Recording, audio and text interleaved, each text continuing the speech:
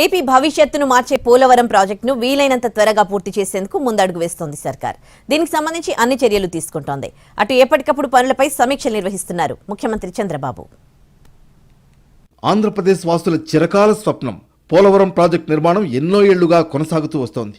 ఇప్పటికే పనులు పూర్తి కావాల్సి ఉండగా వివిధ కారణాల వల్ల జాప్యం జరుగుతోంది. అలాగే అంచనా వ్యయం కూడా భారీగానే కాలక్రమంలో పెరిగింది. తాజాగా కూటమి సర్కార్ వీలైనంత త్వరగా ప్రాజెక్టును పూర్తి చేసేందుకు ప్రణాళికలు సిద్ధం చేసి అమలు చేస్తోంది.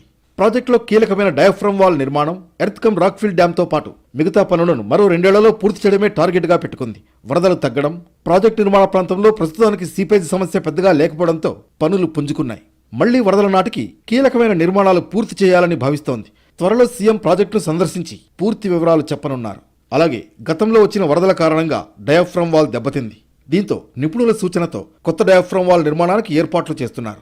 మరోవైపు ప్రాజెక్టు నిర్మాణంలో అత్యంత కీలకమైన వైబ్రో కాంప్రొకేషన్ పనులు చివరి దశకు చేరుకున్నాయి. నదిపై ఆనకట్ట నిర్మాణం కోసం అవసరమైన ప్రాంతంలో ఇసుక నేలను పటిష్టపరిచే ప్రక్రియ సాగుతోంది.